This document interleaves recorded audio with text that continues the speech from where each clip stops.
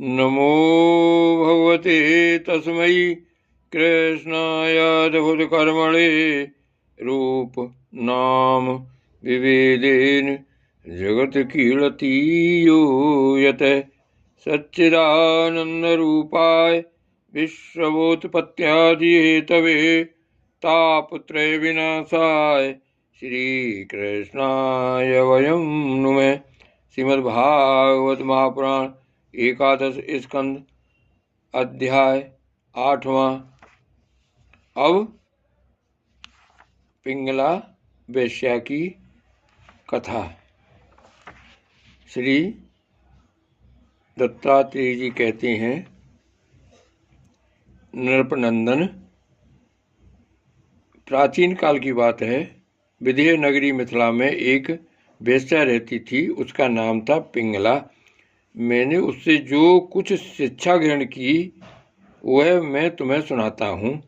सावधान होकर सुनो। वह स्वेच्छाचारिणी तो थी ही, रूपवती भी थी।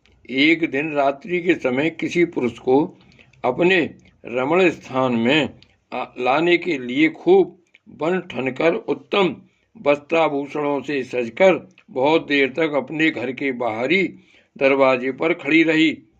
नर रत्न उसे पुरुष की नहीं धन की कामना थी और उसके मन में यह कामना इतनी दृढ़ मूल हो गई थी कि वह किसी भी पुरुष को उधर से आते जाते देखकर यही सोचती कि यह कोई धनी है और मुझे धन देकर उपभोग करने के लिए ही आ रहा है। जब आने जाने वाले आगे बढ़ जाते तब फिर वह संकेत जीवनी वेश्या यही सोचती कि अवश्य ही अब की बार कोई ऐसा धनी मेरे पास आवेगा जो मुझे बहुत सा धन देगा। उसके चित्त की यह दुराशा बढ़ती ही जाती थी। वह दरवाजे पर बहुत देर तक टंगी रही। उसकी नींद भी जाती रही। वह कभी बाहर आती तो कभी भीतर। इस प्रकार आधी रात हो गई। राजन, सचमुच आशा और सो भी धन की बहुत बुरी है। धनी की बाट जोहते जोहते उसका मुंह सूख गया, चित्त व्याकुल हो गया। अब उसे इस वृत्ति से बड़ा वैराग हुआ। उसमें दुख बुद्धि हो गई। इसमें संदेह नहीं कि इस वैराग्य का कारण चिंता ही थी, परंतु ऐसा वैराग भी है तो सुख का ही हेतु।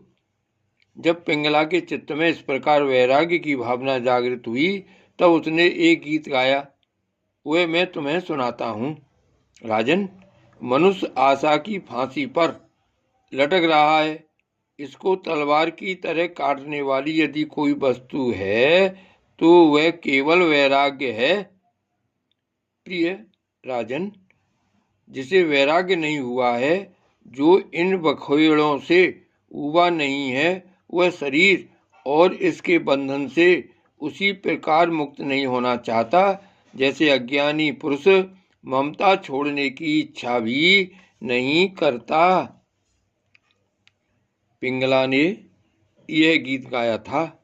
हाय हाय, मैं इंद्रियों के अधीन हो गई। भला मेरे मोह का विस्तार तो देखो। मैं इन दुष्ट पुरुषों से, जिनका कोई अस्तित्व ही नहीं है, विषय सुख की लालसा करती हूँ। कितने दुख की बात है। मैं सचमुच मूर्ख हूँ।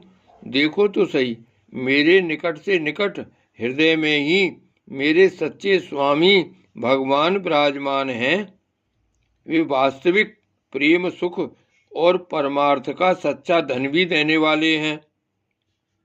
जगत के पुरुष अनित्य हैं और वे नित्य हैं। हाय हाय, मैंने उनको तो छोड़ दिया और उन तुच्छ मनुष्यों का सेवन किया जो मेरी एक भी कामना पूरी नहीं कर सकते। उल्टे दुख, भय, आदि व्याधि, शोक और मोह ही देते हैं। यह मेरी मूर्खता की हद है कि मैं उनका सेवन करती हूँ। बड़े खेद की बात है। मैंने अत्यंत निंदनीय आजीविका वेश्यावृत्ति का आश्रय लिया और व्यर्थ में अपने शरीर और मन को क्लेश दिया, पीड़ा पहुंचाई। मेरा यह शरीर बिखर गया है। लंपट, लोभी और निंदनीय मनुष्यों ने इसे खरीद लिया है और मैं इतनी मूर्ख हूँ कि इसी शरीर से धन और रति सुख चाहती हूँ। मुझे धिक्कार है। यह शरीर एक घर है। इसमें हड्डियों के टेढ़े तिरछे बांस और खंभे लगे हुए हैं। चाम, रोए और नाखूनों से यह छाया गया है। इसमें 9 दरवाजे हैं जिनसे मल निकलते ही रहते हैं। इसमें संचित संपत्ति के नाम पर केवल मल और मूत्र है। मेरे अतिरिक्त ऐसी कौन स्त्री है जो इस स्थूल शरीर को अपना प्रिय समझकर सेवन करेगी? यूं तो यह विदेहों की, जीवन मुक्तों की नगरी है, परंतु इसमें मैं ही सबसे मूर्ख और दुष्ट हूँ, क्योंकि अकेली मैं ही तो आत्मदानी, अविनाशी एवं परम प्रियतम परमात्मा को छोड़कर दूसरे पुरुष की अभिलाषा करती हूँ। मेरे हृदय में विराजमान प्रभु समस्त प्राणियों के हितैषी, सुहृदय, प्रियतम स्वामी और आत्मा हैं। अब मैं अपने आप को देकर इन्हें खरीद लूंगी और इनके साथ वैसे ही व्यवहार करूंगी जैसे लक्ष्मी जी करती हैं। मेरे मूर्ख चित्त, तू बतला तो सही, जगत के विषय भोगों ने और उनको देने वाले पुरुषों ने मुझे कितना सुख दिया है? अरे, वे तो स्वयं ही पैदा होते और मरते रहते हैं। मैं केवल अपनी ही बात नहीं कहती, केवल मनुष्यों की भी नहीं, क्या देवताओं ने भी भोगों के द्वारा अपनी पत्नियों को संतुष्ट किया है? वे बेचारे तो स्वयं काल के गाल में पड़े पड़े कराह रहे हैं। अवश्य ही मेरे किसी शुभ कर्म से विष्णु भगवान मुझ पर प्रसन्न हैं, तभी तो दुराशा से मुझे इस प्रकार वैराग हुआ है। अवश्य ही मेरा यह वैराग सुख देने वाला होगा। यदि मैं मंदभागिनी होती तो मुझे ऐसे दुख ही न उठाने पड़ते जिनसे वैराग होता है। मनुष्य वैराग्य के द्वारा ही घर आदि के सब बंधनों को काटकर शांति लाभ करता है। अब मैं भगवान का यह उपकार आदर पूर्वक सिर झुकाकर स्वीकार करती हूँ और विषय भोगों की दुराशा छोड़कर उन्हीं जगदीश्वर की शरण ग्रहण करती हूँ। अब मुझे प्रारब्ध के अनुसार जो कुछ मिल जाएगा उसी से निर्वाह कर लूंगी और बड़े संतोष तथा श्रद्धा के साथ रहूंगी। मैं अब किसी दूसरे पुरुष की ओर न ताककर अपने हृदय स्वर आत्मस्वरूप प्रभु के साथ ही विहार करूंगी। यह जीव संसार के कुएं में गिरा हुआ है। विषयों ने इसे अंधा बना दिया है। काल रूपी अजगर ने इसे अपने मुंह में दबा रखा है।